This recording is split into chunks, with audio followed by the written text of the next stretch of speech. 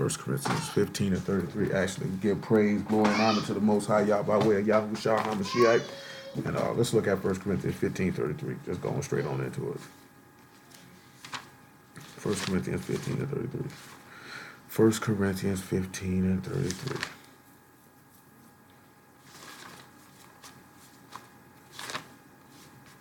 And it says, be not deceived.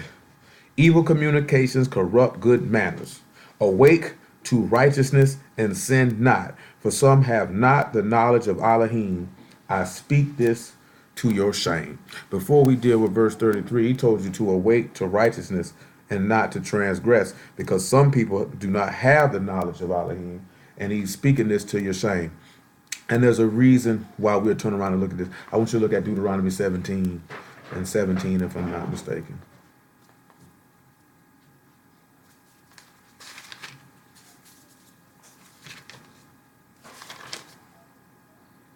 Or Deuteronomy 17 and 15. And then we'll swing around to 1 Samuel in a minute.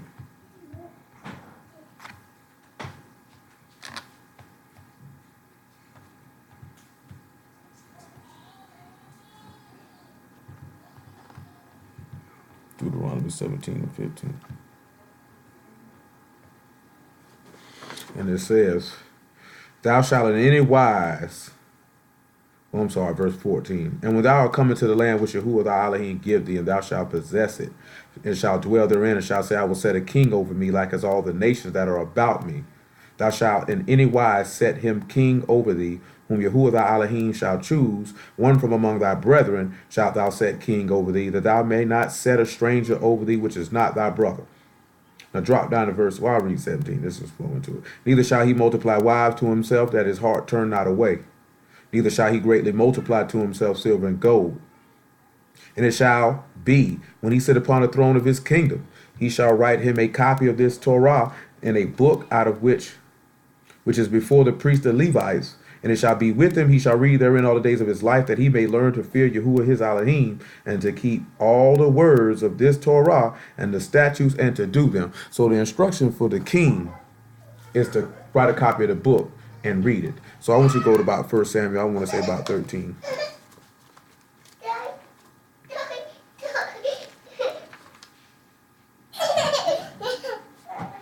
1 Samuel 13 is what I want. Actually, 1 Samuel 12. 1 Samuel 12. And about 10. 1 Samuel 12 and 10.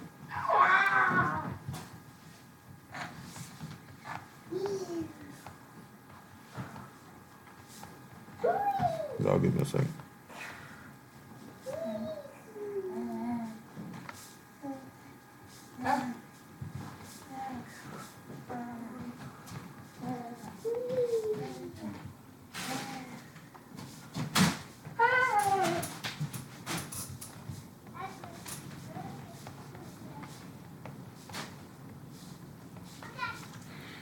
And it says, and they cried unto you and said, we have sinned, because we have forsaken Yahuwah and have served Balaam and Ashtaroth. But now deliver us out of the hand of your enemies on every side, and ye dwell, saying, we will serve thee. Yahuwah sent Jerubbaal and Bedan and Jephthah and Samuel, and delivered you out of the hand of your enemies on every side, and you dwelled safe. And when you saw that Nahash, the king of the children of Ammon, came against you, ye said unto me, nay, but a king shall reign over us, when Yahuwah your Elohim was your king. Now therefore, behold, the king whom you have chosen and whom you have desired, behold, Yahuwah hath set a king over you. And if you will fear Yahuwah and serve him and obey his voice and rebel not against the commandment of Yahuwah, then both ye and also the king that reign over you continue following Yahuwah your Elohim. But if you will not obey the voice of Yahuwah, but rebel against the commandment of Yahuwah, then shall the hand of Yahuwah be against you, as it was against your fathers. Now, and then sit back and read the verse. But you know, Samuel was really, really saddened by the people doing this. And y'all had to let him know that they had not rejected him, Samuel, but they had rejected Yahuwah in asking for a king, not realizing that Yah was the one who was ruling over them in the first place. And the reason why this came in at is because they seen the people and they wanted to be just like the people. Hold this and look at Proverbs 3 and 31. We'll come back to 1 Samuel. Just sit back and look at it. Get Revelation 18 and 1 to go along with it. This is Yahusha's biggest problem. This is why he say evil communications corrupt good manners, or evil conduct, evil behavior, because you witness it and you see it and you want to emulate it.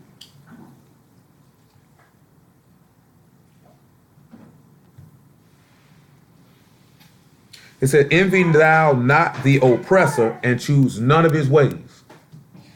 Now we could turn around, right?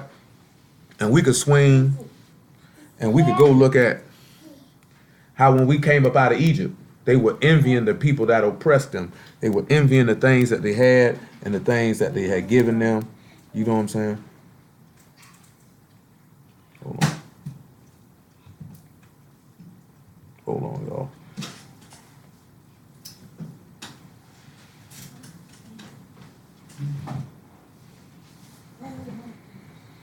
You know what I'm saying? And things of that nature. So that's what happened to him. Come on back to 1 Samuel.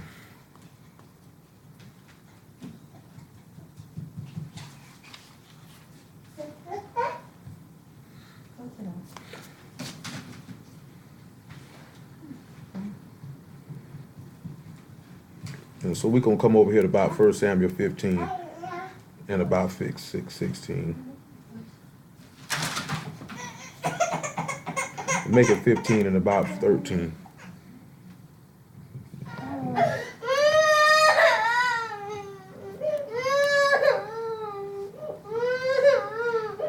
And Samuel came to Saul, and Saul said unto him, Blessed be thou of Yahuwah, I have performed the commandment of Yahuwah. And Samuel said, What mean this bleating of the sheep in my ears, and the lowing of the oxen which I hear?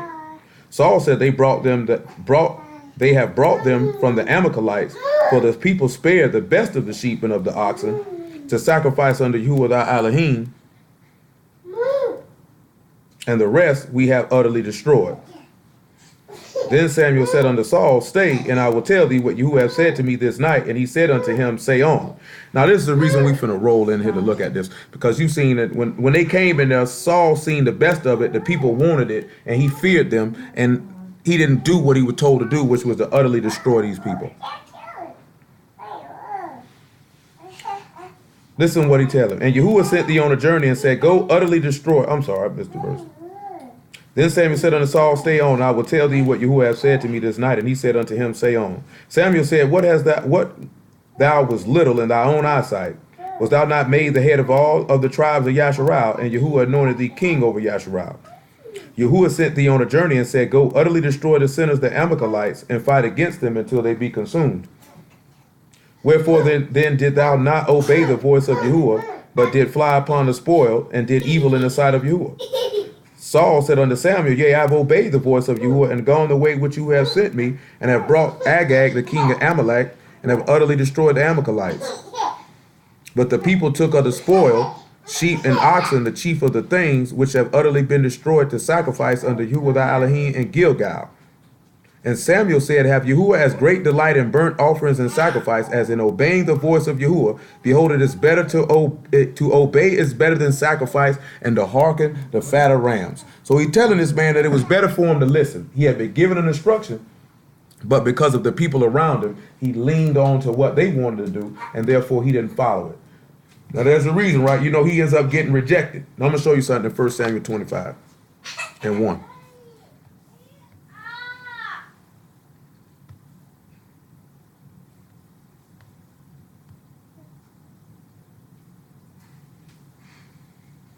First Samuel 25 and 1.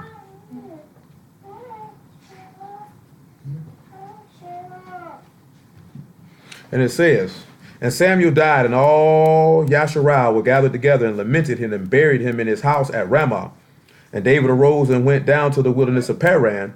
And there was a man in Mahon whose possessions were in Carmel, and the man was very great. And he had 3,000 sheep and 1,000 goats, and he was shearing his sheep in Carmel. Now we're going to sit back and look at that. We just sit back looking at Samuel died, right? And Samuel was a prophet, right? And he was the one who spoke to Saul. Let's look at 1 Samuel 28 and 1.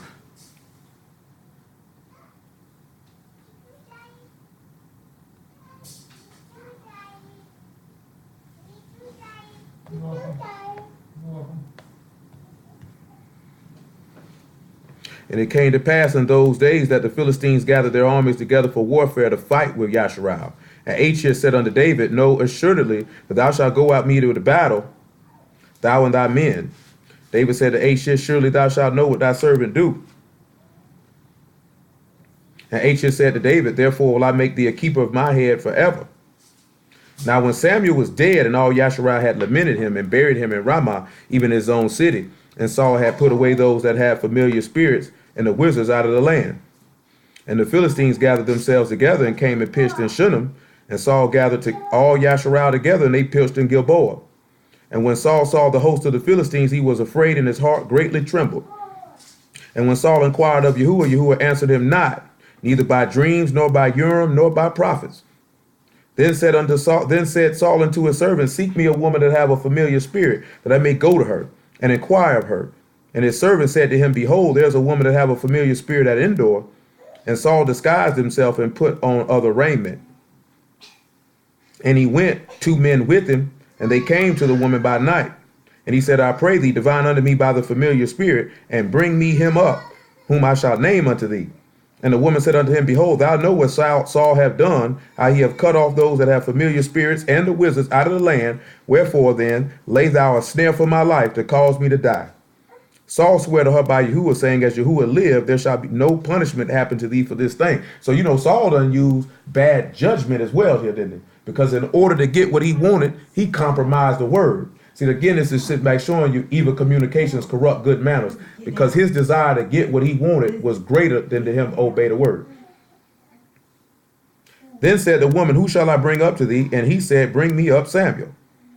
When the woman saw Samuel, she cried with a loud voice, and the woman spake to Saul, saying, Why hast thou deceived me, for thou art Saul? The king said unto her, Be not afraid, for what saw thou?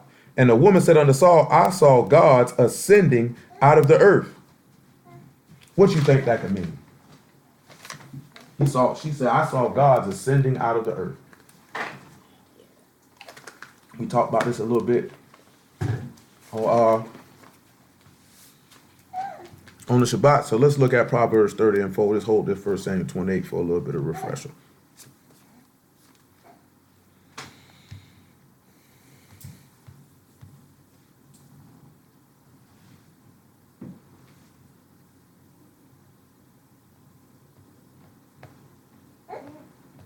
Just for a little bit of refresher. 30 and 4. He said, Who hath ascended up into Shamahim, or descended? Who have gathered the wind in his fist? Who have bound the waters in a garment? Who have established all the ends of the earth? What is his name, and what is his son's name, if thou can tell? So now we go back and we'll look at something right there in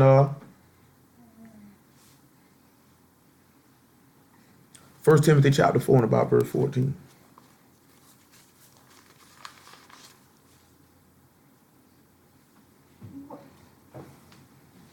1 Timothy 4 and about verse 14.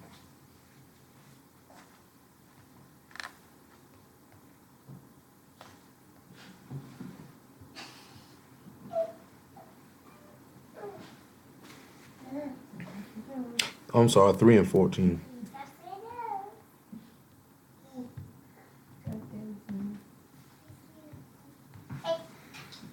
These things write I unto thee, hoping to come unto thee shortly. But if I tarry long, that thou may know that how thou ought to behave thyself in the house of Elohim, which is the synagogue of the living Elohim, the pillar and ground of the truth.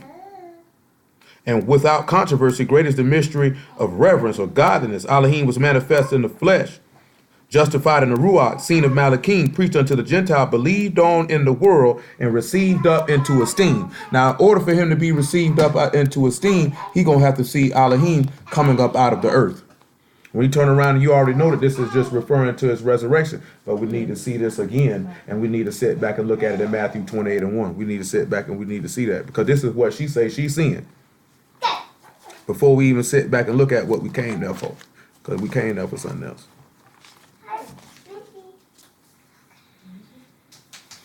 Matthew 28 and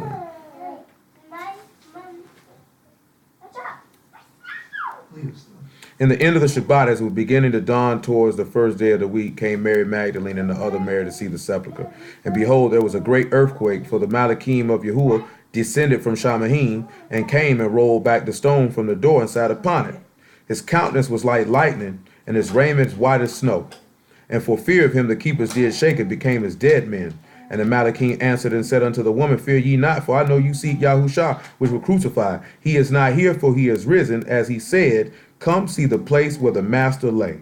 And go quickly and tell his disciples that he is risen from the dead. Behold, he go before you into Galilee. There shall you see him. I have told you. Now we're going to deal with this. I seen some dudes argue about this earlier because I was sitting back listening to some dudes last night. And they were having a discussion, does Yah accept human sacrifice? You know what I'm saying? Now, we done talked about this before.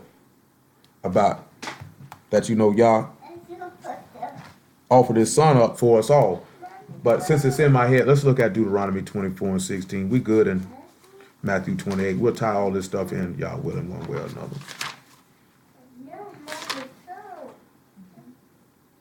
24 and 16.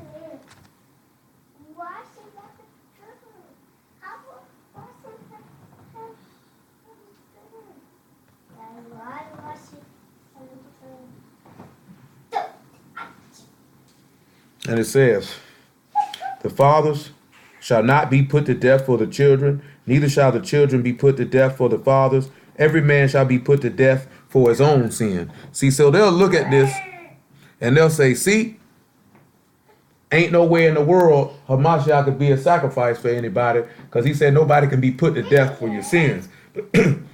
But all this is saying is nobody can't die for what you did. You feel what I'm saying? That's all this sitting here saying. Your kids can't be put to death for what you did, and you can't be put to death for what they did. But everybody's going to be put to death individually for what they did in their own body. Let's look at 2 Corinthians 5 and 10 to solidify that. And then we'll sit back and show you how Hamashiach didn't get he got put to death for his own sin. And that sin was taken on the sin of Yasharal, because as we know from Numbers 14, he said he'll kill them all as one man. So he took on all the sin of the people. We'll look at Isaiah 53 to go along with that too. 5 and 10. 2 Corinthians 5 and 10. All right then.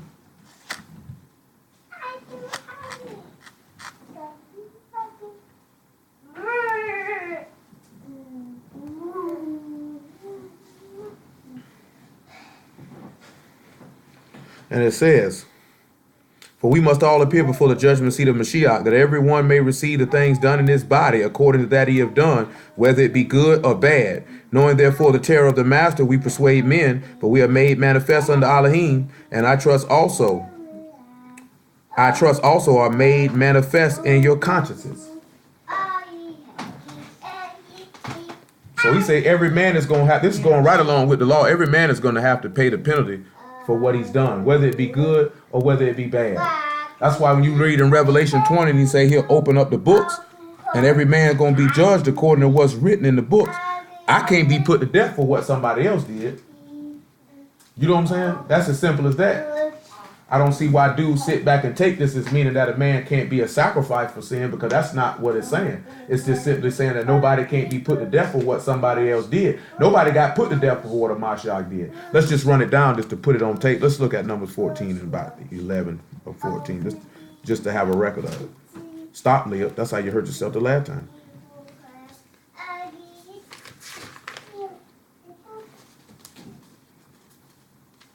Mm-hmm.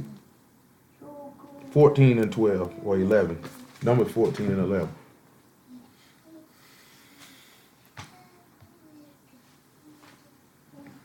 And Yahuwah said unto Moses, how long will this people provoke me? How long will it be ere they believe me? For all the signs which I have showed among them.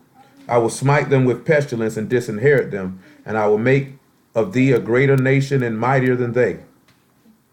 And Moses said unto Yahuwah, then the Egyptians shall hear it, for thou brought up this people in thy might from among them, and they will tell it to the inhabitants of the land, for they heard that thou, Yahuwah, art among this people. Thou art seen face to face, and thy cloud stand over them, and thou go before them by daytime in a pillar of a cloud, and in a pillar by fire by night. He said, now if thou shalt kill all this people as one man, then the nations which have heard the fame of thee will speak of thee, saying, because Yahuwah was not able to bring this people into the land which he sware unto them, therefore he hath slain them in the wilderness. Now, we done looked at this before. He said if you was to slay them all as one man. Now we know from Jeremiah and Ezekiel, he said he give them one heart and one way. You know from Ephesians chapter 4, he says it's one body. So when you sitting back looking at it, when this man gets killed, he's not getting killed as far as sitting back, he's dying for our transgressions because he became Yasharah. We know he's Yasharah because he is he that rules with Elohim. So he became the people and he died for their sin. When in actuality, he took their sin on and became their sin. And this is how Yah doesn't break this statute. Let's look at Isaiah 53. It's not really hard to understand how he didn't break this statute, and that of Mashiach lines right up with it. But obviously people can't see it. So it is what it is.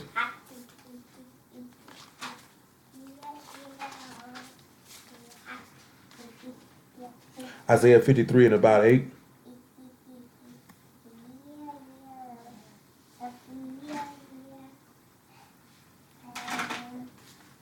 He was taken from prison and from judgment, and who shall declare his generation? For he was cut off from the land of the living, for the transgression of my people was he stricken. And he made his grave with the wicked and with the rich in his death, because he had done no violence, neither was there any deceit in his mouth. Yet it pleased Yahuwah to bruise him. He hath put him to grief. When thou shalt make his soul an offering for sin, he shall see his seed, he shall prolong his days, and the pleasure of Yahuwah shall prosper in his hand. He shall see the travail of his soul, and he shall be satisfied. By his knowledge shall my righteous servant justify many, for he shall bear their iniquities. Therefore will I divide him a portion with the great. He shall divide the spoil with the strong, because he hath poured out his soul unto death. And he was numbered with the transgressors, and he bare the sin of many, and made intercession for the transgressors. Now when you sit back and you look at it, this is what they were arguing about last night. They said he shall see his seed. So now we're going to have to determine how he's seen his seed. And let's look at Galatians 3 and 13 and ascertain how he saw his seed. Because we know from Luke 8 and 11 that the seed is the word Elohim, and Hamashiach was the word made flesh. So that seed was made flesh. And we know that he was the promised seed, or Isaac, or Yitzhak, so to speak.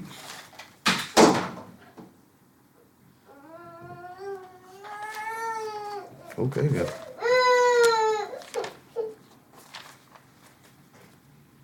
Galatians 3 and 13.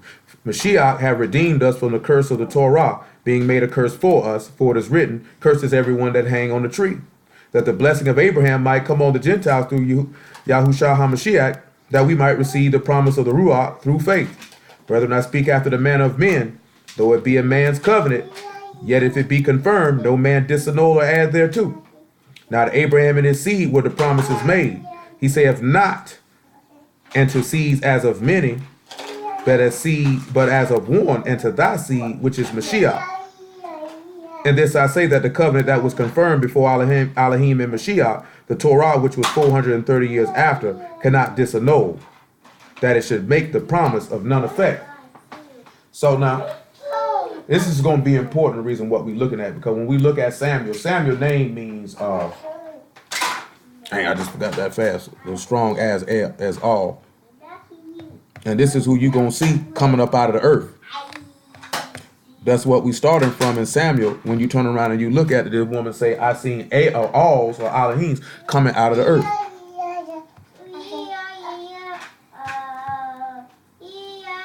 Now we're going to look at Samuel and his name, and it means his name is all, or his name is Elohim. This is going to be important in a moment.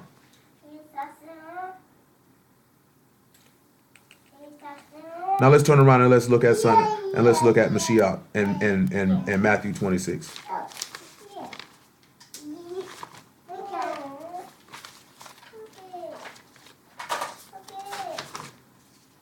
And let's look at Mashiach in Matthew 26 and about 25, 26.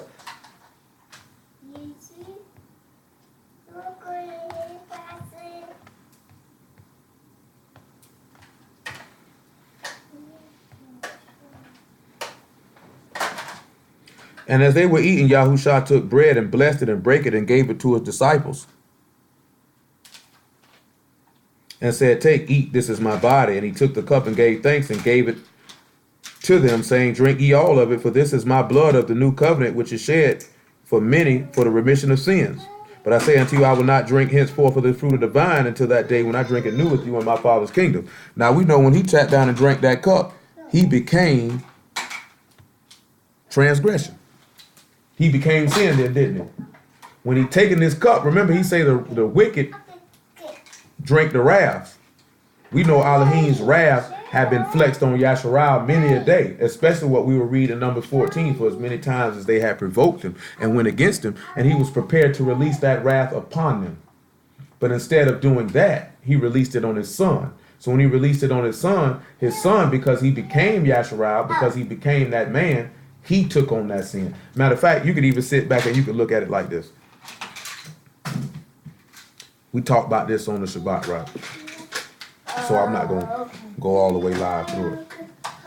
When we look at Eve eating of the fruit and becoming carnal and dying, and then you see Adam coming behind her and partaking.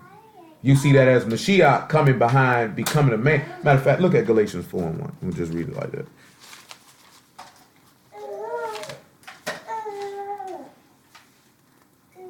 Galatians 4:1.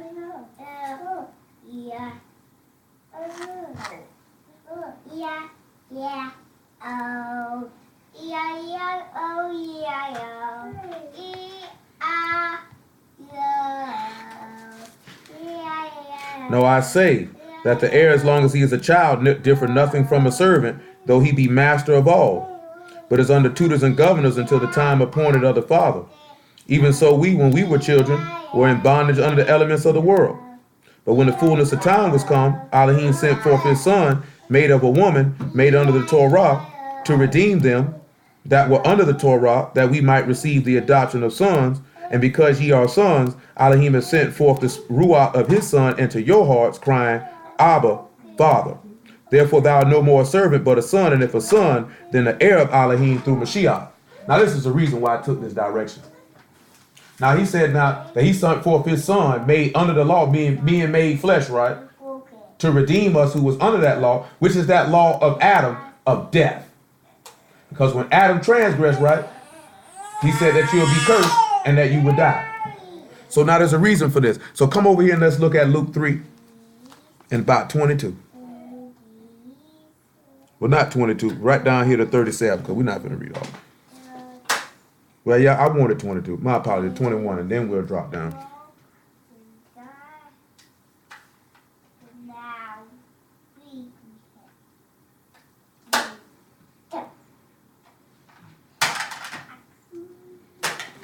Three and 22. 21, I'm sorry. Now when all the people were immersed, it came to pass that Yahusha also being immersed and praying, the Shamahim was open, and the Ruach HaKodesh descended in a bodily shape like a dove upon him, and a voice came from Shamahim which said, Thou art my beloved son, and thee I am well pleased. And Yahusha himself began to be about 30 years of age, being as was supposed the son of Yosef, which was the son of Heli. Let's drop down to 37. We're not going to read the whole genealogy. Which was the son of Methuselah, which was the son of Enoch, which was the son of Jared, which was the son of Malil, which was the son of Canaan, which was the son of Enos, which was the son of Seth, which was the son of Adam, which was the son of Elohim. When we turn around and we look at Adam, now Adam wasn't, we could turn around and sit back and say Adam was born of a woman. This is how we'll sit back and show you how Adam was born of a woman. Since it just came to my head, I was talking to somebody about this the other day. Look at Isaiah 51 and 3. And then after that, hello? What's happening with you, man? Get Isaiah 51 and 3. And then after that, Galatians 4 and 22. And then we'll work our way back to Genesis. Somehow, some way, they gotta tie all this back in together. Because this woman say, I seen gods ascending out of the earth. So there has to be a reason. That's what we're focusing on for what we looked in 1 Samuel 28, and we'll get to the rest. Maybe we won't get all the way live into evil communication, good, corrupt good manners. I mean, we've seen it to a certain extent, but my mind shifted in a little different direction. Isaiah 51:3 says, "For Yahuwah shall comfort Zion. He will comfort all her waste places. He will make her wilderness like Eden and her desert like the garden of Yahuwah. Joy and gladness shall be found therein, thanksgiving and the voice of melody." So we see that Jerusalem will be made like the Garden of Eden. This is important when we look at Galatians 4:22, and then we swing back to Genesis chapter 3.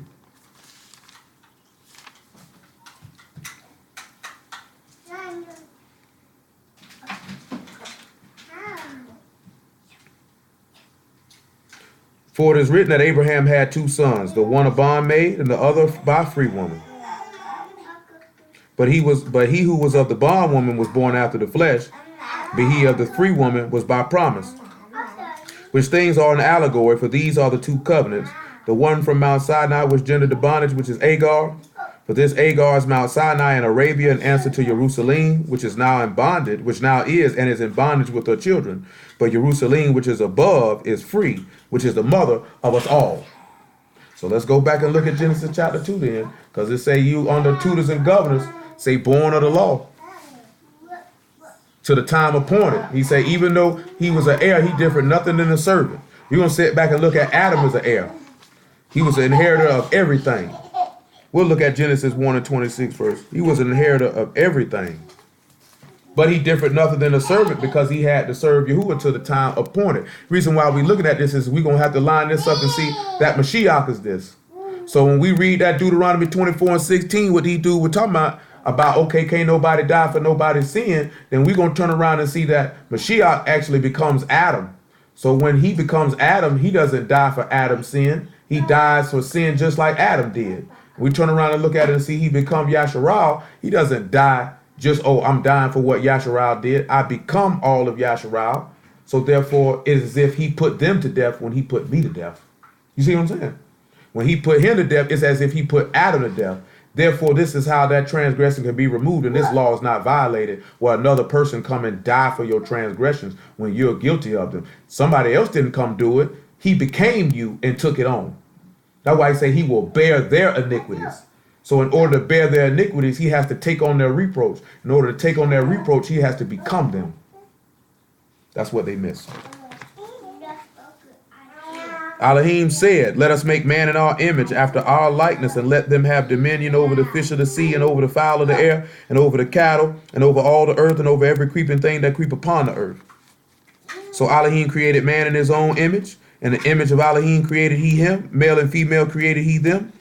Elohim blessed them, and Elohim said unto them, "Be fruitful and multiply, replenish the earth, and subdue it, and have dominion over the fish of the sea, over the fowl of the air, and over every living thing that move upon the earth." Does that not sound like he's an inheritor of everything? Which was, we already know, well, you would see that he would be Yasharal. So that's why you turn around and when you see Eve dying, and Adam is bearing the iniquity of Yasharal. You know what I'm talking about? Because he didn't have to die for her transgression. He could have let her die on her own.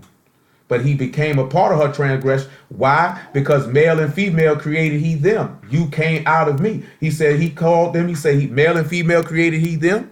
He called their name Adam. So when she died, he died. Because she was a part of him. So when Yasharal died, Hamashiach got to come and die because you are part of me. It's one and the same. Two shall become one flesh. It's really just that simple. But then also we see in how he say he the second Adam. If he becomes Adam, then he perishes for the sin of Adam. So therefore it's not as if he killed Yahusha. He just killed Adam. Genesis chapter 2 and about verse 7. And again, this is going back to what we're looking at in 1 Samuel 28. He said, "I seen gods coming out of the earth." And let's see if we see that right here. That's why we went and looked in Matthew 28. Yahuwah Elohim formed man of the dust of the ground and breathed into a nostril the breath of life, and man became a living soul. And Yahuwah Elohim planted a garden eastward in Eden, and there he put the man whom he had formed. And out of the ground made Yahuwah Elohim to grow every tree that is pleasant to the sight, good for food, the tree of life also in the midst of the garden, the tree of knowledge of good and evil. And a river went out of Eden to water the garden from thence, and it was parted and came into four heads. And we could drop down. We don't need to verse 15. We need to read about all the rivers we just read about that. And Yahuwah took the man and Yahuwah Elohim took the man and put him in the Garden of Eden, address it and keep it. And Yahuwah Elohim commanded him that hold on. My page all ripped up on that one. No, I can't even see it. Can't even see it. And it says, and Yahuwah Elohim took the man and put him in the Garden of Eden, address it and keep it. Yahuwah Elohim commanded the man, saying, of every tree of the garden thou may freely eat. But the tree of the knowledge of good and evil thou shalt not eat of it. For in the day that thou eat of it, thou shalt surely die. So though he was an heir, he differed nothing from a servant, because he had to serve Yah, didn't he? You know what I'm saying? And he was kept under these instructions to the time appointed. When he transgressed this instruction, this put him under the penalty of death, and he had to stay at that point. This is why YAHUSHA, come here, go get Romans chapter 5. Do ask somebody about this last night too. Romans 5 and 7, I suppose. Well, he read it, started at 14. I'll see what I want to start at, what he read to do. 5 and 10. Romans 5 and 10.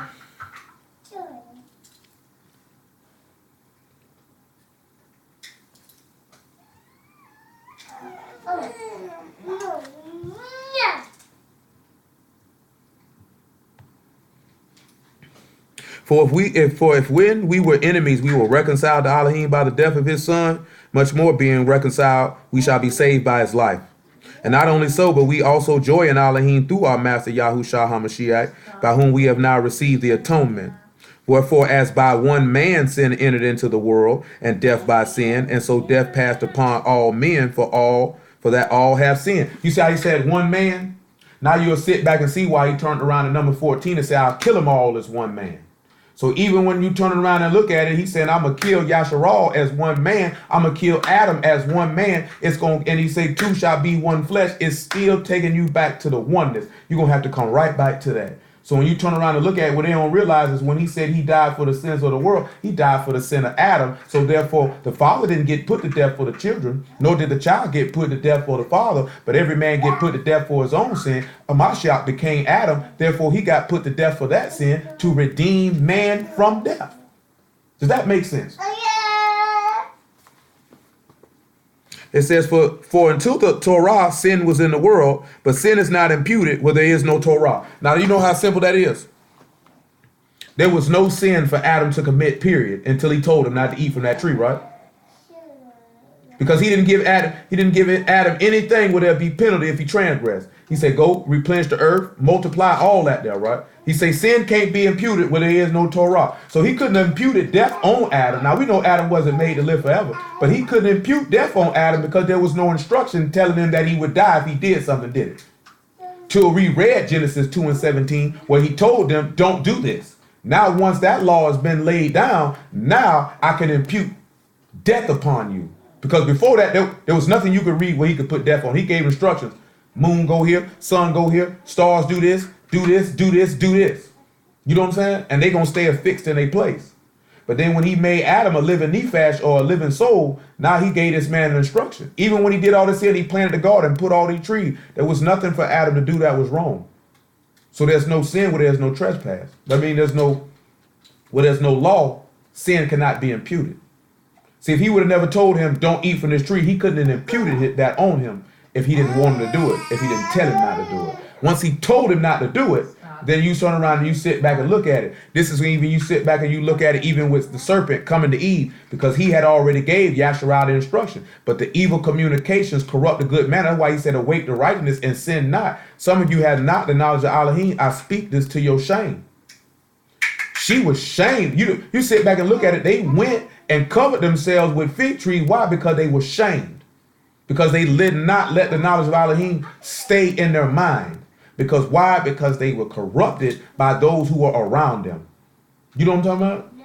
This is why he tell you, if you go around people who are contrary to him, they will cause your heart to turn away from him. This is what happened in that case. That's why you have to guard your heart, because people will continually come and to pull and to prod and to remove you away from your Elohim. That's their objective. That's what the adversary do. That's what he does. That's how he rolls. So, where we at? Verse 14. Nevertheless, death reigned from Adam to Moses, even over them that had not sinned after the similitude of Adam's transgression, who is the figure of him that was to come. Hello? Hello? Hello? But not as the offense, so also is the free gift. For if through the offense of one many be dead, much more the favor of Elohim and the gift by favor, which is by one man, YAHUSHA HaMashiach, have abounded unto many. And it was not as it was by one that sinned, so was the gift. For the judgment was by one to condemnation, but the free gift is of many offenses unto justification. Now you sit back and look at it, right? Many people have transgressed this man's instructions, from Adam all the way down. But one man caused everyone to die. So one man has to cause everyone to live. So again, and as I say, man, I had let the brother know, right? I don't do too much debating, man. You know what I'm saying? But only on one topic. And that's about Mashiach. You know what I'm saying? I will do that.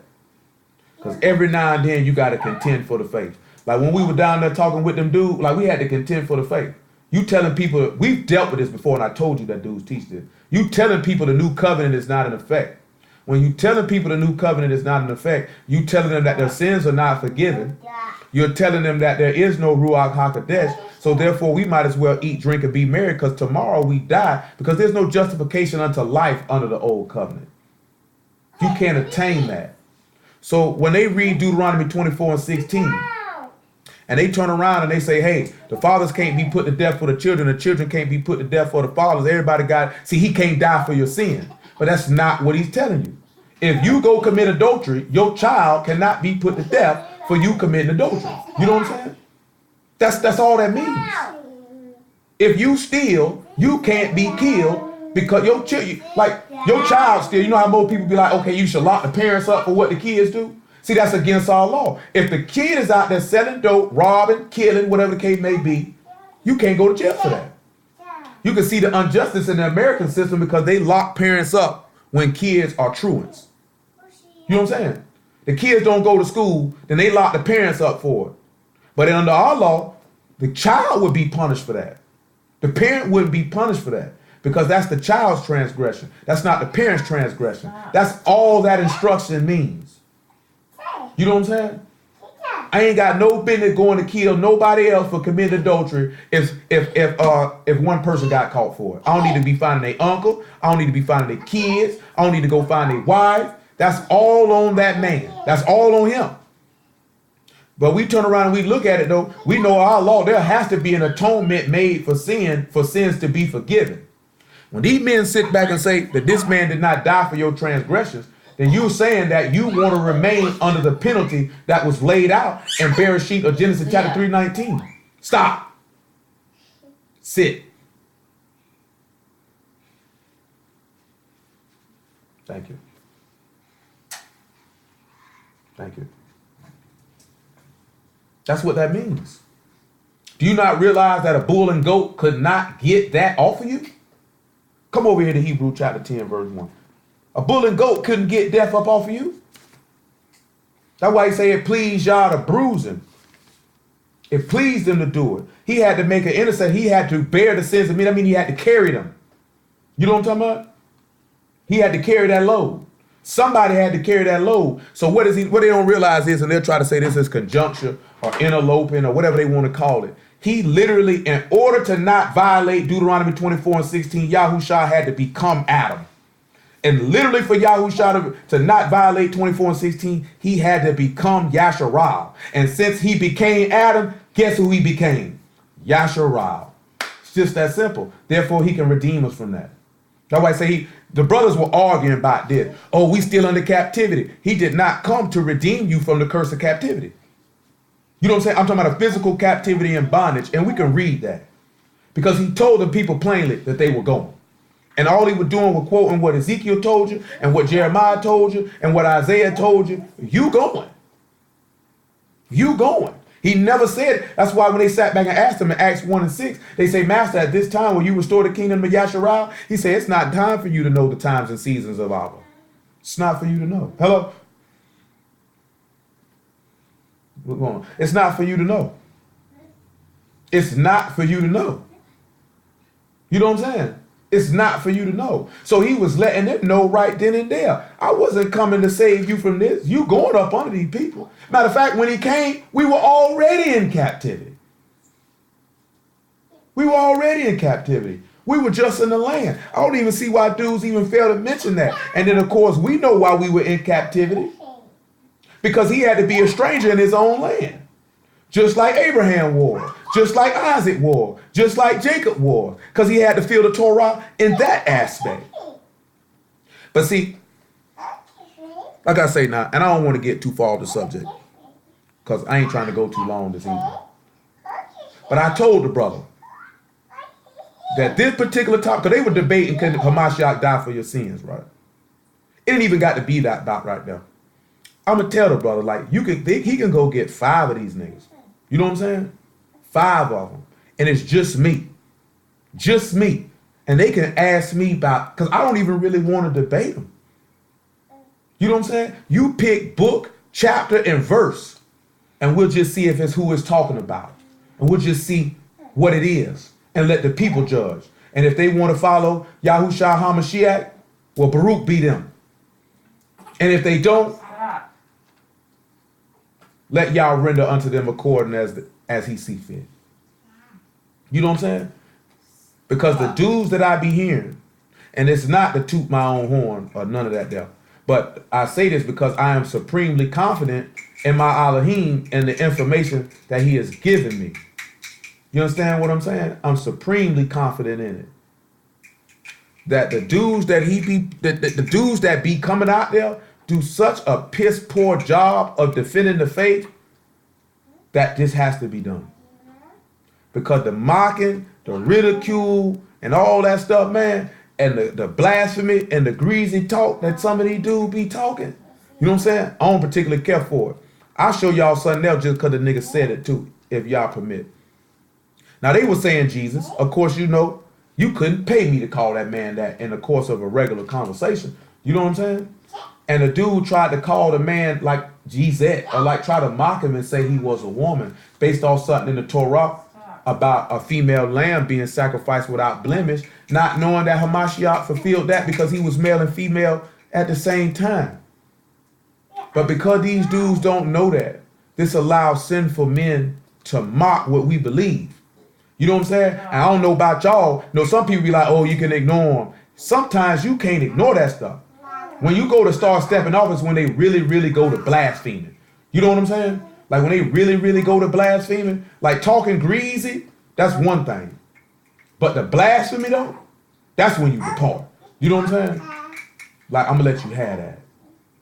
You know what I'm talking about? I ain't finna be going back and forth. I ain't finna continue to listen to that. But sometimes you just can't let people sit back and mock and belittle what you believe and just be like, I'm gonna let that go. Sometimes you gotta check them and let them know. You know what I'm saying? Paul say, I stay ready to defend the faith, to contend for the faith, to fight for that. How you gonna be comfortable? How could you be sitting back comfortable, somebody mocking your Elohim to your face and you gonna be passive about it? You know what I'm saying? Like, where is your faith and your conviction and your fire for what you claim you believe, that you're comfortable with somebody mocking your Savior to your face, and that's cool with you? You know what I'm saying? And that's cool with you. You know, sometimes I let that stuff pass. Sometimes I can't let it pass. I'm at a point right now, I'm not letting that pass. I'm not letting that slide. You know what I'm saying? Like, only because dudes is not crashing these dudes like they supposed to. Because these dudes' arguments and thought processes on eliminating Hamashiach are so rudimentary that I'm telling you that I can take the least honorable, the most weakest man amongst us, and they should be able to go smash these dudes. You know what I'm saying? I can take my young soldiers and let them smash these dudes. You know what I'm saying? Straight up and down. This ain't out of no arrogance or no pride neither. This is out of supreme confidence in we know what we believe. Like, you supposed to be that confident. Do you not realize how confident Elijah was standing up against the prophets of Baal, that he literally was mocking these men, talking about, what, is your God asleep? Maybe he's on a journey and he gone away, and that's why he ain't answered. That's supreme confidence. Because I know who I serve. I know you serve nothing. Even though you profess that that the living Elohim is your Elohim, we know he's not. Because you don't serve him in Ruach and in truth, and you mock his son, which therefore that means you're mocking him. And you cool with that? I ain't cool with that. You know what I'm saying? I ain't cool with that. Do you not realize that this man done stood up on behalf of our people and defended us? You realize when Balak sent Balaam to curse us, that he stood up on our behalf for that? Y'all don't realize when Pharaoh was doing all that stuff to us, that he stood up on our behalf for that? Y'all don't realize he did that? I'm talking about he stood up strong, mighty. He said the eyes of Yahuwah go to and fro throughout the earth to show himself strong and those whose heart is perfect towards him. And yet you say your heart is perfect towards him and you wouldn't stand up and defend him? Far be it that he would have need for any of us to defend him. You know what I'm saying? Because by all means, he just needs not our assistance in any shape, form, or fashion. You know what I'm talking about? But boy, sometimes, boy, you got to stand up and be a man and hold it down. You know what I'm saying? Hebrew 10 and 1 though. For the Torah, having a shadow of good things to come and not the very image of the things, can never with those sacrifices which they offered year by year continually make the comers thereunto complete, perfect, whole, mature. Couldn't get there. You're not realizing, because in Hebrew, that's all perfect meaning, to be complete and to be mature and to be whole. You know what I'm saying? You ain't sit back and realize, even though Adam wasn't made complete because he was made a living Nephash. All right then. He was made a living Nephash. So he couldn't be complete. You know what I'm saying? He couldn't be whole because he didn't have the Ruach HaKodesh. You know what I'm saying? There was no way that those under the old covenant could be complete and be whole. They didn't have the Ruach HaKodesh. The gift of faith, the gift of the promise was shut up unto them until the time appointed. They could never achieve that. For then they would have not ceased to be offered, because the worshipers once purged should have no more conscience of sins. But in those sacrifices there is a remembrance again made of sins every year, for it is not possible that the blood of bulls and of goats should take away sins. Wherefore when he come into the world, he saith, sacrifice and offering thou would not, but a body thou prepared me. And burnt offerings and sacrifices for sin thou hast no pleasure. Then said I, lo, I come in the volume of the book, it is written of me to do thy will, O Elohim. Above, when he said sacrifice and offering and burnt offering and offering for sin thou would not, neither had pleasure therein, which are offered by the Torah.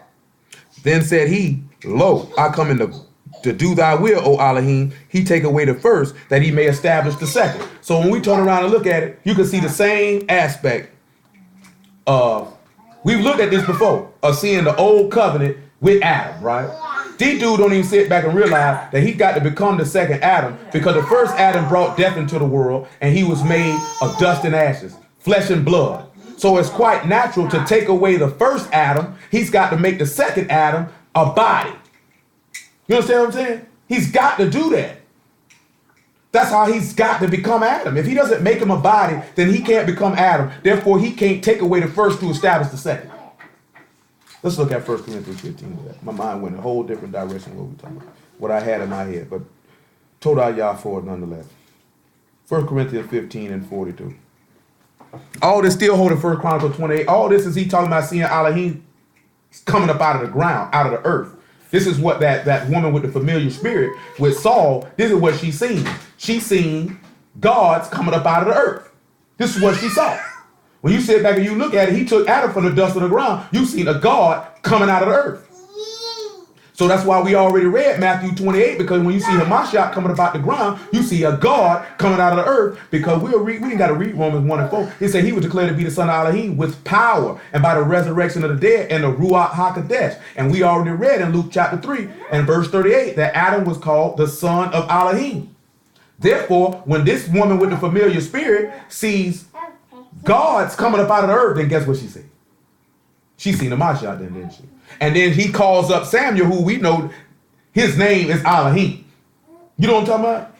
And he said, I come in my father's name and you receive me not. If another came in his own name, him you will receive. That's why I say there's no other name given under Shamahim which men must call on to be saved. That's why you got to call on YAHUSHA or YAHUSHA. Yahuwah is salvation. Yahuwah delivers. You know what I'm saying? Because I seen God coming out of the earth. See, you got dudes that even argue, that don't even believe that Hamashiach was Elohim. They not understanding he didn't become Elohim until he rose from the dead. You know what I'm saying? Because they like, you making them equal. You making them equal. Well, why wouldn't a father be equal with his son? When our law teach that, right? Our law teach the father and son are equal. That the son gets all the inheritance of the father. So how wouldn't he be equal with his father? It's not taking nothing away from the father, but make my son equal with me. That's stupid thinking. 42. 1 Corinthians 15 and 42. So also is the resurrection of the dead. It is sown in corruption. It is raised in incorruption. And we look at Adam. He was sown in corruption. He was flesh and blood. It is sown in dishonor. It is raised in esteem. It is sown in weakness. It is raised in power. Y'all sit back and look at it. Sown, and he made it from the dust of the earth. He was sown in weakness. The flesh is weak. The ruach is willing, but the flesh is weak. That's why he sit back and say, that's why you supposed to look at like this here, right? The sacrifice of a Mashiach is supposed to cleanse your brain from committing sin. Therefore, if you readily commit sin and have no problem doing it, then that sacrifice didn't benefit you, period. You know what I'm talking about? Because see, y'all look at it like this here, right? It ain't no, I ain't sin for 2-3 weeks, and then I sin again. He's not accepting that. It has to be a level of consistency put together over an extended period of time. You know what I'm saying? We know from Telahim 66 and 18, that man says he don't even hear the prayers of those who even regard iniquity in their heart. You know what I'm saying? If you sit back and you regard committing sin in your mind, this man don't even hear you. Much less accept your living sacrifice, which is supposed to be your body. You know what I'm saying? You're supposed to give yourself up like the son gave himself up. The way you were sown in weakness, you would be raised in power. That's the similitude of getting immersed. Showing that the flesh, sown in weakness, but raised in power. Now to live under Elohim. You know, I was talking to a brother about this the other day. The whole book talks about the suffering of Mashiach. That's why the book says if you suffer with him, you'll reign with him. So if you're not willing to go through nothing, if you're not willing to suffer in the flesh, if you're not willing to lose nothing, then there's no way that you could reign with him.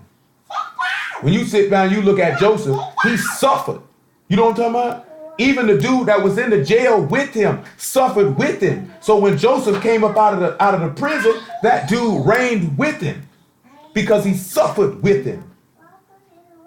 You know what I'm saying? You had to sit back and look at it. Regardless, when Mashiach rose from the dead, he said, ought not Mashiach ought to suffer to enter into his esteem? And then he began to show them how the whole book was about him. And the whole key thing is, the reason why people are the enemies of Elohim, and I had meant to deal with this tonight in more detail and maybe another time. That man say they're enemies of the state because their Elohim is their belly. They mind earthly things. So when you carnal and you mind the things of this life and the things of this world, you are an enemy of Elohim because you hate affliction. You hate death. You hate suffering. You don't want to die with this man. Therefore, you cannot be a God that comes up out of the earth. Because we're going to turn around and we're going to look at that to tie that into us. You know what I'm talking about? Because you got to be willing to do that. To be a God that come up out of the earth, you got to suffer. That means you're going to have to die. This means you're going to have to take up your stake daily and follow him. Like the book talks about the man affliction from beginning to end. That means for the kingdom, that's why he told you in Acts 14:22, we must enter into much tribulation to enter into the kingdom of Elohim. It's going to be some trouble and some suffering along the way. And the suffering don't necessarily mean hardship financially, all that type of stuff. I'm talking about suffering in the flesh. You know what I'm talking about? Denying yourself, sacrificing the flesh for the ruach. That's why niggas ain't going to make it. You know what I'm saying? That's why people not going to make it. That's why he say strive to enter into the straight gate, because there be few that find it. Because people can endure for a little while, but when you see how serious this is and how restricted this is and the things you can't do, you're not going to make it. You know what I'm saying? Well, you can sit around and play with your sin too long, the Most High give you over to that sin and let you see what your end going to be. Then we know the most evil sin of all is an evil heart of unbelief, which is to even doubt the living Elohim, because without faith it's impossible to please him, because you must believe that he is and a rewarder of them that diligently seek him. And how you going to sit back and say you seek Elohim and you don't seek his word to do his statutes? How you do his statutes when it's convenient for you? You know, we dealt with a long time ago, right? Say, and Adam tried to hide his iniquity in his bosom, right? You know what I'm saying? Or to put it off on his wife. You know what I'm saying? See, Hamashiach came and he didn't put off the transgression on his wife. He took the transgression off his wife. You know what I'm saying? The reason being because it's the man's duty to lead. You know what I'm saying? That's why he say the man is the head. So whatever direction the head go, that's where the body go. You know what I'm saying? The woman is symbolizing as being the body. You know what I'm talking about? And the man is the head. And if the head is sick, the body gonna be sick. If the man can't lead, then the body's gonna be destroyed. So this is why Mashiach came minding the things of Shamahim, to lead, to direct. So we have to sit back and look at that as we sit back and we say we followers of him and we in his body, because we know he's not sick. We know our head is sober and clear and righteous. So we ought to follow him as such, because we know the direction. We know one thing for certain, two things for sure. Elohim will never lead his people into sin. You know what I'm talking about? See, that's what we started about, looking at evil communications, corrupt good manner. Now we turn around and the reason where we can see this is, what we know this is because when we see Adam wasn't the one in transgression. He didn't lead Eve into that transgression. You know what I'm saying? The serpent deceived her, and she went and did what she wanted to do and paid the price. He didn't lead her into that. But then we could turn around and we could look at many men, but tonight is not the night where there were men who led the people into sin. When I'm talking about the people, I ain't talking about just a man with his wife. I'm talking about the heads of Yasharal, because they sat over as being the leaders or being the husband, so to speak, being the king of Yasharal. But what did they turn around to do? They led their wife into transgression with the idols that they served. You know what I'm saying? And the transgressions that they committed. It's no different when he said the heads of this people, they cause you to err. Those who are over the people and lead the people, they leading the wife, because they supposed to be the head, right? And when they lead the people in the transgression, they're destroying the people. You know what I'm saying? When you tell people it's all right to sin, it's okay. You know what I'm saying? You put that, it's not okay. You know what I'm saying? And when you got a mind of where you feel like you could do that, that's dangerous. She don't never want to get her caught up in a state where committing sin is comfortable. You know what I'm saying? Because when you sit back and look at it, he say, boy, if you commit sin, you'll even live in it. You know what I'm saying? Because you ain't careful, you'll just put them on top of each other. You'll just put them on top of each other. You just put them on top of each other. You just be putting on top of each other, and you'll be caught in your iniquity. You know what I'm saying? 1 Corinthians, that's why he sit back and look at it, it's raised in power. Verse 44 though. He said, as so in a natural body is raised a spiritual body. There's a natural body and there's a spiritual body. And so it is written, the first Adam was made a living soul, and the second Adam was made a quickening ruach.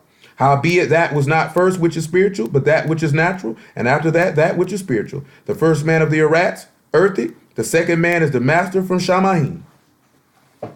So this is what we're sitting back, and that's what we're looking at. This is why he say he's seen gods. She's seen gods coming out of the earth. We need to turn around. Let's look at John 10 and 30. I got to get ready to wrap it down. And then we'll go back to 1 Chronicles 10. 28. I don't know why I said 1 Chronicles 10. 1 Samuel 28.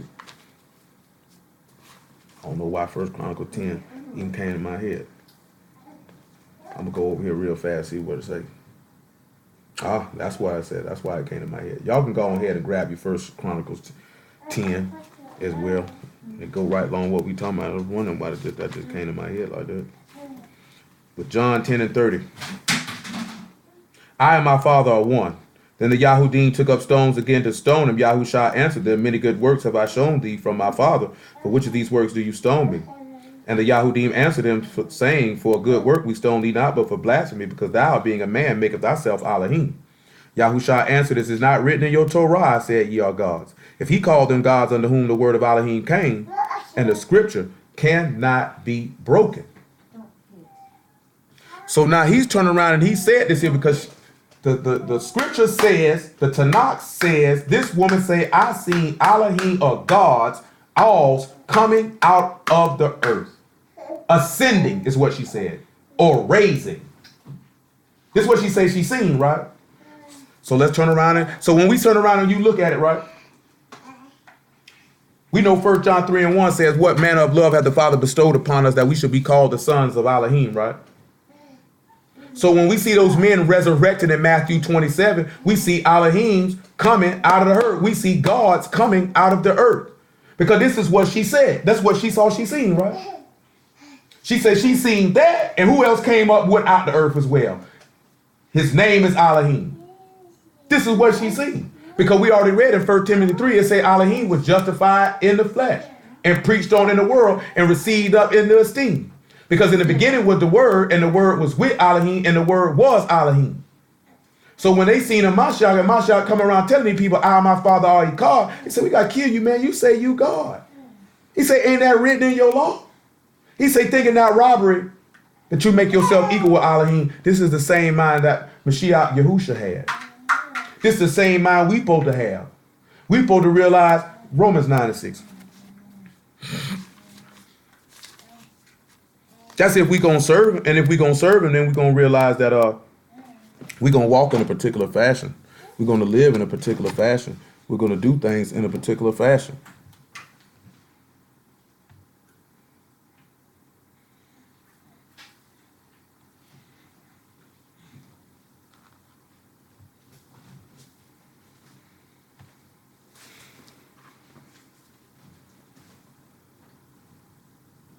Not as though the word of Elohim have taken none effect, for they are not all Yasharal which are of Yasharal. Neither because they are the seed of Abraham are they all children, but in Isaac shall thy seed be called.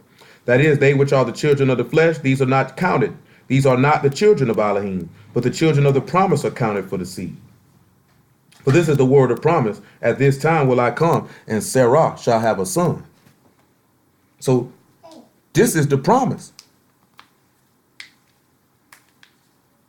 This is the promise. You right? So he say everybody that's of the seed of Yasharal is not of Yasharal. We turn around and you can sit back and you can see that with Cain. Even though he came from Yasharal, he came from Adam, he was not of him because he was not of the promise, because he was of the wicked one, because he had jealousy, envy, and murder and hate in his heart for his brother. You understand what I'm saying?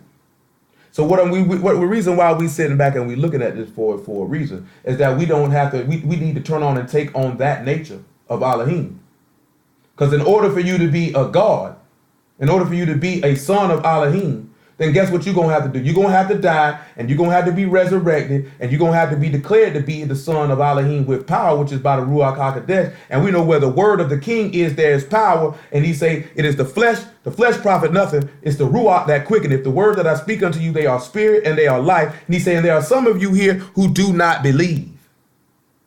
So therefore, your faith in Elohim, because you believe the word and you've ate the word and the word is in you, that will give you the power because you were immersed in his death, which means you were willing to suffer with him, to reign with him. Therefore, you could become a son of Elohim to reign in his kingdom. You understand what I'm telling you? So when you see this woman saying, I see gods ascending out of the earth, she's seen this man's resurrection. This is what she's actually seen. She don't know this is what she's seeing. But this is what she's seeing. And you know what this is pointing us to? When we seen those men resurrected in Matthew 27 after Mashiach's resurrection. That she's seen gods coming out of the earth and ascending out of the earth, and gods ascending out of the earth. Now we need to turn around and take on that same framework. Let's just look at 1 Thessalonians 4:14.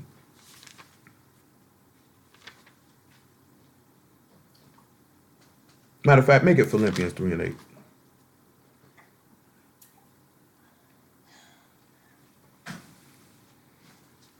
Make it 7.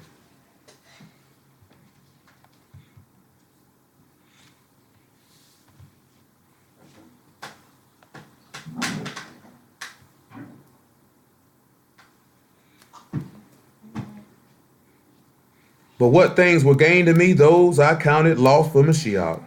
Yea, doubtless, and I count all things but lost for the excellency of the knowledge of Mashiach Yahusha, my master, for whom I have suffered the loss of all things, and do count them but dung, that I may win Mashiach. In order to become Elohim, you're going to have to lose everything, and you're going to have to count it as refuse. And to be found in him, not having my own righteousness, which is of the Torah, but that which is through the faith of Mashiach, the righteousness which is of Elohim by faith, that I may know him, and the power of his resurrection, and the fellowship of his sufferings, being made conformable unto his death. So in order to know him and know the power of his resurrection, you're going to have to die, and you're going to have to be willing to take on his sufferings. I say his sufferings just ain't being killed. You know what I'm saying? His sufferings ain't just being persecuted. It's denying yourself. You know what I'm saying? Remember 1 Peter 4:1. Let this mind be in you, the same mind that was in YAHUSHA HaMashiach. He that suffered in the flesh ceased from sin. This is his suffering, to deny yourself.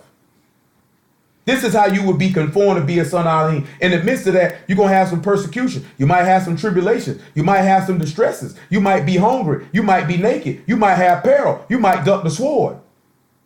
You know what I'm saying? You might go to prison. Would you be willing to take all of that, though? He took it, right? So you got to be willing to take it. If you want to know him to be made like unto his resurrection. Verse 11, he said, if by any means I might attain unto the resurrection of the dead, not as though I had already attained, either were already perfect, but I follow after, if that I may apprehend that for which also I am apprehended of Mashiach Yahusha. So let's come back to 1 Chronicles 28. Hello. I mean Samuel 28. I don't know why I keep saying the wrong chapter. 1 Samuel 28. We probably look at 1 Chronicles 10 because it do deal with Saul. We've stopped at verse 13. I want you to check what he say in verse 14. Let's check what Saul say though. And the king said unto her, be not afraid, for what saw thou? And the woman said unto Saul, I saw gods ascending out of the earth. He said unto her, what form is he of? What form? And that's what he said. Now hold this and come back to 1 Corinthians 15. He asked, what type of form he got? What type of body is it? What type of shape is it? 1 Corinthians 15 and 35.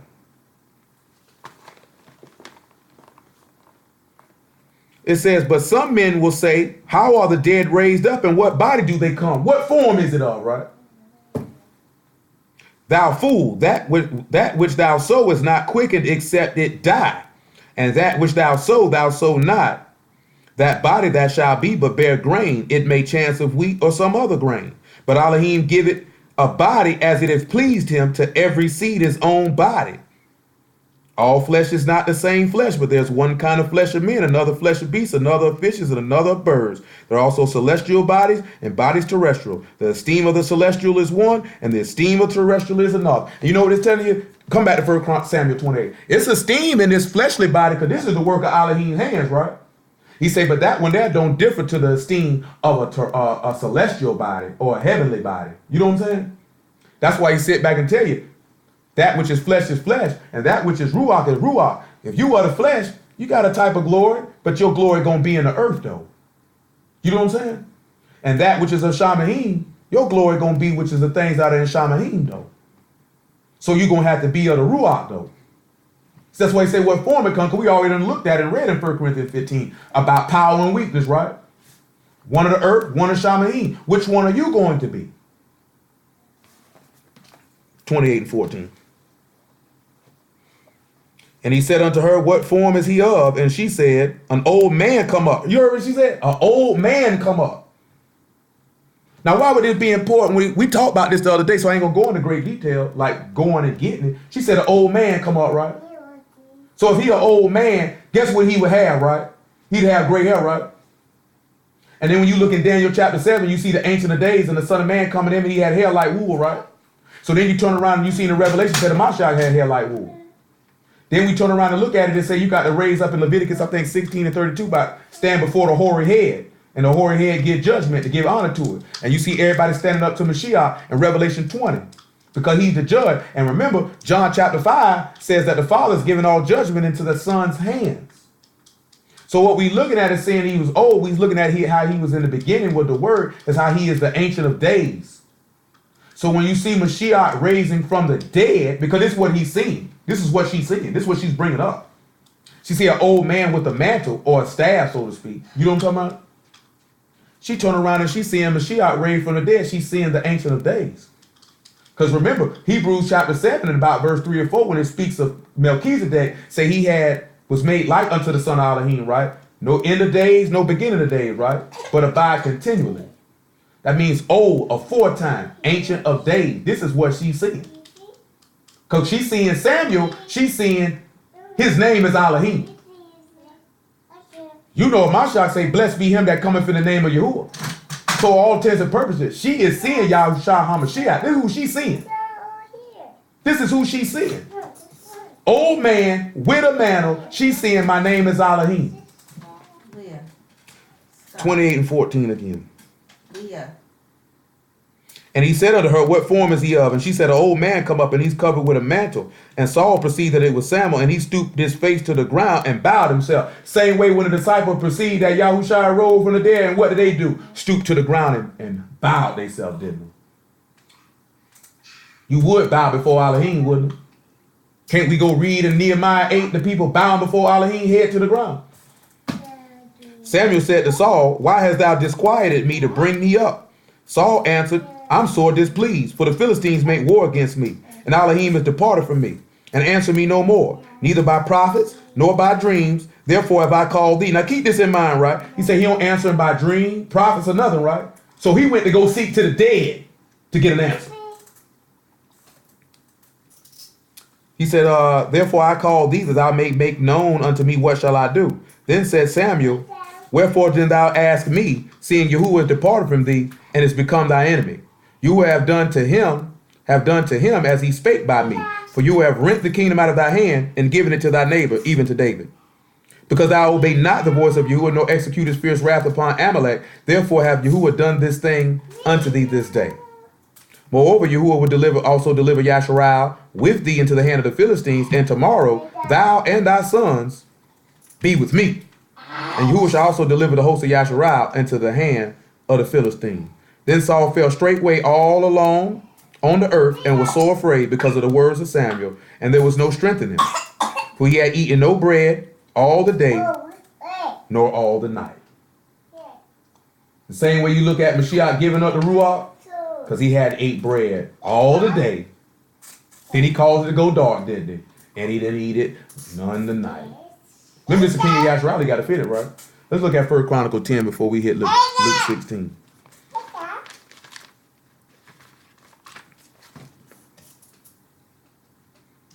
Then we'll tie in how this man died, became this, and he became sin, right? So when he became sin, he became death, which means he became Adam. He became Yasharal, and he removed it. 1 Chronicles 10 and 1. Now the Philistines fought against Yasharal, and the men of Yasharal fled from before the Philistines and fell down slain in Mount Gilboa. And the Philistines followed hard after Saul and after his sons. And the Philistines slew Jonathan and Abinadab and Malshua, the sons of Saul.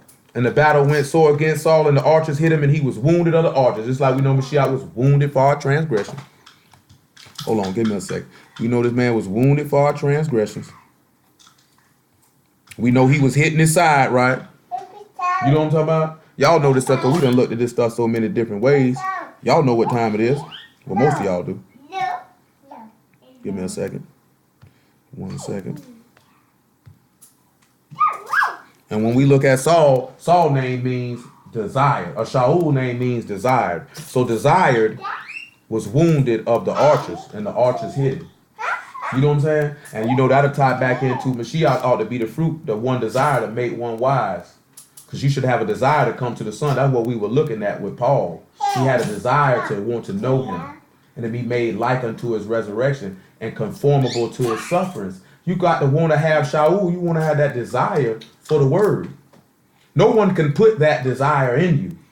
Only Yahuwah can open up your heart the way you earnestly desire to. No flogging, no pump faking. You know what I'm saying? No pretending to have a form of godliness but denying the power thereof by doing what you want to do when you want to do it or when it's convenient for you. Or try to use the word as a means to get off what you want to do. You know what I'm saying? Because boy, I'm sitting back telling you, man. Y'all already know this thing is definitely serious. It's definitely serious. Serious than most people like to acknowledge and admit. You know what I'm saying? And when we look at our head, you know what I'm saying? When we look at Hamashiach's head, which is the Father, and then Hamashiach being our head, you know what I'm saying? And then the man's supposed to be the head of the woman. If the head is sick, the whole body is sick, like I told you. You know what I'm saying? So that's why we look at Yasharal throughout our state and throughout our history. We were always sick because the heads were sick. You know what I'm saying? The Father and the Son were never sick. You know what I'm talking about? But the chief priests and the scribes and the elders, they were sick. Which therefore, because they were sick, guess what that happens to the people? They become sick. Then guess what happens to the women and the children? They become sick. And what do you turn around and you look at in America when we sit back and look at Babylon where we at right now? All our people are sick. And you know why we sick? Because the men will not lead properly. You know what I'm saying? You know, I told y'all a couple weeks ago about a leader. Leader got to take blame for everything. You know what I'm saying? If it goes right, he ain't gonna get a lot of the credit. Maybe he'll get too much of the credit. When it goes wrong, he may get too much of the blame or not enough of the blame. But at the end of the day, the man supposed to step up and take all that. You know what I'm saying? He supposed to sit back. Hamashiach came and said, send me, I'll do it. When you turn around and you sit back and look at it, he knew he had to hide himself when the time was coming, when the people was going to try to make him a king. Because he knew it wasn't his time to reign, because these people knew he could lead me. He could get me where I need to go at, and forth with where my soul is concerned. When we turn around and you sit back and you look at people, most people sit back, they listen to anybody who preach the word who tickle their ears. You know what I'm saying? When you're supposed to be looking at it, are they leading you to the Son? Because if they're leading you to the Son, then they can lead you to the Father. And if they lead you to the Father, you led to eternal life. You know what I'm saying? You sit back and look at what a woman chooses a mate. Can this man lead you to the Son? Because if he's leading you away from the Son or leading you to sin, he's going to destroy you. If he's leading you to the Son, then he's going to lead you to life, and that's going to deliver you. You know what I'm saying? No, you remember, I done sat down and talked with you about that numerous times over the course of 7 years. You know what I'm saying? But now let's past it and take that natural situation of a man and his wife. You know what I'm saying? And look at it in that spiritual situation with a preacher and the body, or Hamashiach and the body. You know what I'm saying? Let's take it a step further. And let's look at that. Because Saul's sickness in the head caused the body to be delivered into the hand of the Philistines, didn't it? Because he didn't want to listen, he didn't want to follow, and he didn't want to obey. Even though the people wanted to grab all the good sheep and do all this type of stuff, as the head, he supposed to say, no, this ain't happening. It's not happening. But instead, he consented and went along with it. Therefore, he caused all the people to go into captivity when he could have stayed firm and said, no, this ain't happening under no circumstance. So therefore, because the head was sick, it caused the whole body to be sick. This is why he said I had to come in and bring somebody in better than you. I had to bring David in. Because this is a man after my own heart. I know his head is not sick. Therefore, my body will not become sick. So therefore, that's how Solomon took over. But then Solomon did what? Evil communication corrupt the good manner, because he loved these sinful women who y'all told us not to deal with. He said, don't get no Edomites, no Perizzites, no Hivites, no Egyptians, don't get none of them, because they will turn your heart away from following me. See, when the people seen that the other nations had a king and they asked for one, they didn't realize you watching these people wanting to be like them and wanting what they have. Now this going to turn your heart from following me. You know what I'm saying? So then when Saul coming with halfway, this caused the people to turn their heart from following him. There's a reason why he tell you not to do that. You know what I'm talking about? If you make a covenant with people, it just ain't got to be somebody you trying to be with. It could be friends, it could be family, co-workers, whoever. He tell you to be careful in dealing with them because y'all think that you can't get turned away. You know what I'm talking about? But it happens easier than you think. You know what I'm saying? I know, because I done been in this position where I was sitting there listening to a woman, what is it, 2016? So this is probably about 5-6 years ago. You know what I'm talking about? Who was trying to persuade me to turn me from serving my Elohim. So you know what I had to do? I had to limit contact and communication with this person. You know what I'm saying? Like this somebody I had love for. That my objective was to hit them off with the word so they could be saved. But when I'm seeing that you are insinuating and you throwing things out there to get me to go against my Elohim, I can't really fool with you like that. Because if I fool with you too in-depthly, it ain't going to be but a matter of time that I'm going to do something. You know what I'm saying? Because niggas think they strong as a red ox. You know what I'm saying? Or a red heifer. But I'm sitting there telling you, you fool with fire too long, you're going to get burned. You know what I'm saying? I wanted to read y'all Proverbs chapter 7. That's why he said he looked in the streets and he see men born of understanding, and he seen a woman talking about coming to my house, and they don't sit back and know it's death in there. You know what I'm saying? It looked real nice. It looked real good. It looked beautiful. It looked nice, but it's death in there. Because this person is sitting back going to get you to actually go against your power because you lacked understanding. Leah, stop. This is what the detriment to our people is as a whole. We lack understanding so greatly, we just turn away. You know what I'm saying? And it's nothing for us to do it. Stop. Leah. You know what I'm saying? I know I'm a strong dude when it comes to certain stuff, but I know some stuff like, nah, I ain't going to do it. You know what I'm saying? Like 99.9% of the time, I'm usually by myself. You know what I'm saying? Like all the time. It's been times I don't want to go see people and go do certain things, and y'all don't even let it happen. Because for whatever reason, he probably would know and sit back what's going to happen. It's going to be a temptation that could occur. That's why he say, pray, lead us not into temptation. You know what I'm saying? Because y'all don't tempt no man. The only people that do the tempting is your own lust and the adversary. The adversary come to tempt. You know what I'm talking about? He come to try you, to accuse you to Elohim. That's what he do. And so that he can be a partaker in your own destruction if you fall for the temptation. You know what I'm saying? That's why we turn around and you look at it like when Amashak say, get behind me, say when he was talking to Peter. It wasn't that Peter had the devil in him. It's that he was being an adversary. It was a temptation for him to cleave more to the flesh than to cleave to the Ruach and go die. He's trying to convince him not to die and stay alive. If he doesn't die at the appointed time, then the people can't be redeemed. You know what I'm saying? So it's easier for me to cater to my flesh. That's all Satan does. It's all the adversary does. It's cater to the flesh. You know what I'm saying? So I know since I've been doing this here, right? It's certain temptations that y'all probably done kept me from that I didn't even know he kept me from. You know what I'm saying? I was discussing this with somebody the other day. Like, stuff happened. We don't even sit back and realize it. Amos 3:7 say, if there be evil done in the city, have I, y'all not done it? He said, I create light and darkness, good and evil. I, y'all do all these things. You know what I'm saying? Now, when you turn around and you look at evil that men do to people, does y'all have a hand in that? Sometimes he do, because he said the wicked is his sword. You know what I'm talking about? Sometimes he let people do stuff to you. You're not realizing what we finna finish reading in 1 Chronicles 10. He let these people kill Saul. That evil that happened to Saul, y'all did that to him because of his disobedience. You know what I'm saying? You turn around and look at even when David did what he did. Y'all did that. He said the sword would never depart from your house. So every time there was a war and battle that came to David, y'all was behind that. Why? Because of what David did. The difference was that he didn't kill him, though, did he? I forgave your sin and I put it away, but I'm going to come see you though, because I forgive sin and iniquity. I by no means clear the guilty. He going to come see you. You not going away unpunished. I don't know why people think you can do evil and think that you're not going to get punished for it. That he's not going to come see you. It's like he's going to come see you. That's why he's saying in Ecclesiastes 8:11, because judgment against an evil work is not executed speedily, it's privily in the hearts of the sons of men to do evil. Because that man don't bash and crash your head right then, you think you can keep doing it.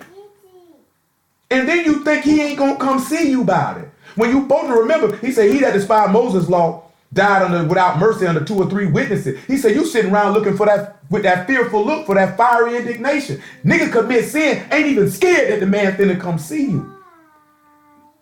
He say vengeance belong to Yahuwah. You just sit back and look at it. You ain't even scared he gonna come see you. But I'm gonna tell you like this here. It's better you fall into the hands of Yahuwah than to fall into the hands of man. Because Yahuwah have mercy. Man ain't got no mercy. You know what I'm saying? Boy, if you done did something wrong, boy, you better sit back and ask y'all, let your judgment fall on me. He said, correct me not in your anger, but with your judgment, lest I come to nothing. You know what I'm saying? And then you're going to have to be willing to take the man's judgment and whatever he do to you.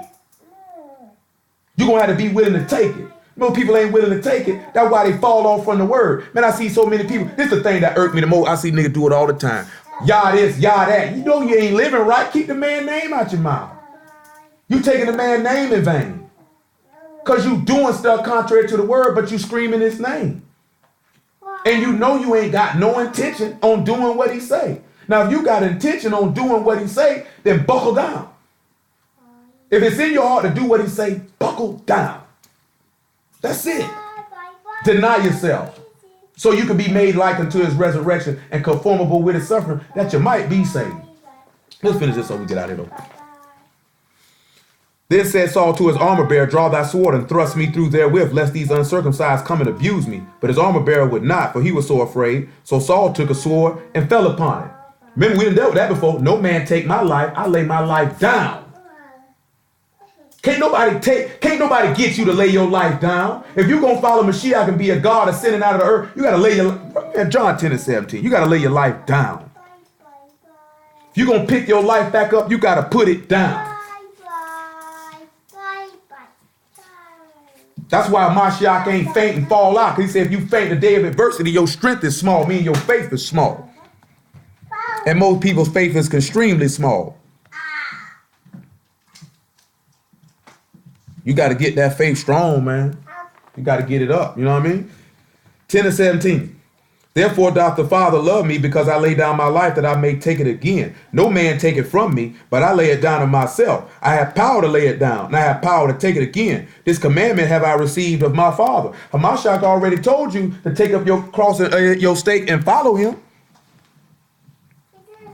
You got power to lay your life down, and you got power to pick it back up. That power is through Hamashiach, so you can be a God ascended out of the earth. Who gonna lay their life down? Willingly. Can't nobody make you lay your life down. Can't nobody make you serve y'all. Who willing to lay their life down? He said, offer yourself as a living sacrifice. He said, bulls and goats you didn't want. He said, sacrifice and offering thou would not, but a body thou hast prepared for me. Who willing to lay their life down, that he may take away the first to establish the second? He took away the first Adam to establish the second Adam. Who gonna lay their life down? Who gonna do it? Come on back to 1 Chronicles 10.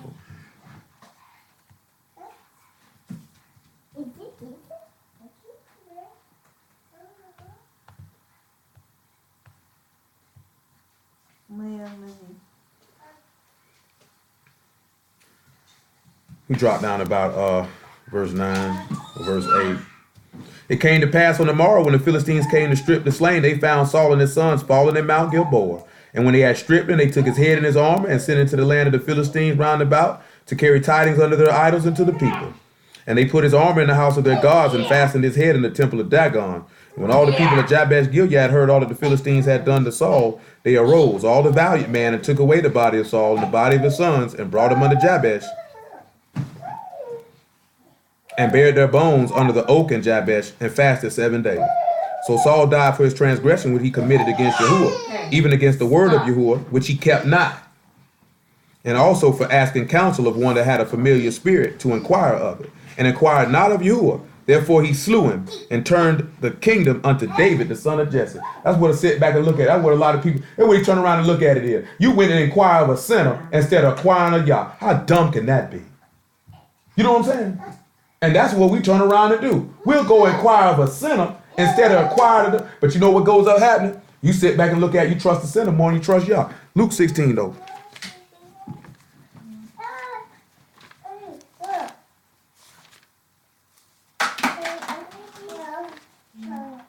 16 to 19. We'll stop it right there. Well, no, I got one more thing to hit, just to sit back and show that this man became sin, and we'll finish it like this here. It's almost 9 o'clock. It's time to call it a night. There was a certain rich man which was clothed in purple and fine linen, and fared sumptuously every day. And there was a certain beggar named Lazarus, which was laid at his gate full of sores, and desiring to be fed with the crumbs which fell from the rich man's table. Moreover, the dogs came and licked his sores. And it came to pass that the beggar died, and was carried by the Malachim into Abraham's bosom. The rich man also died and was buried. And in hell he lifted up his eyes, being in torments, and seeth Abraham afar off, and Lazarus in his bosom.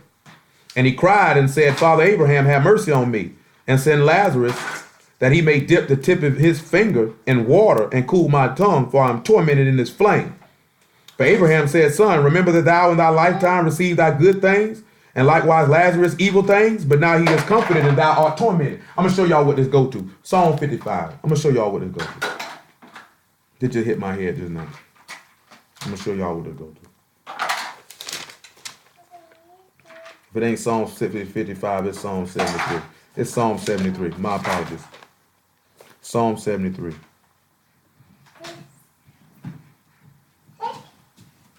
Psalm 73 and 3. I'm gonna make it quick. For I was envious at the foolish when I saw the prosperity of the wicked. You looking at this rich man, right? He rich, he had everything, right? For there's no bands in their death, but their strength is firm. They are not in trouble as other men. You seen Lazarus was in trouble. You know what I'm saying? He was a beggar, right? Cut that off. Leave it alone. Therefore pride compassed them about as a chain. Violence covered them as a garment. Their eyes stand out with fatness.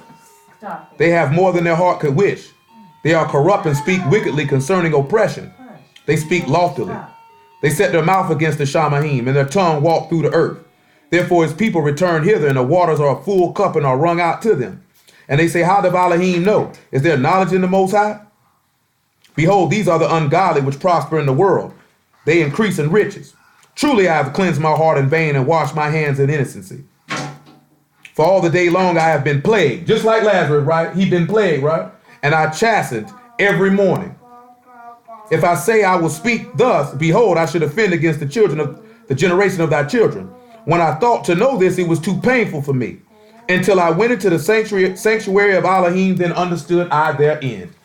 He sit back and when he look in the word, he see this man would be killed. You come back to Luke 16. Like this man told you in James, stop. He told you in James that the rich man's wealth would be cankered and mossed over. You know what I'm saying? That's why he say, blessed are the poor. For they shall rejoice, and the rich gonna mourn because you done had your thing. You got it by iniquity. I'm gonna come see you. This is why this man telling you that. It go right back to the law. This is where he get it from.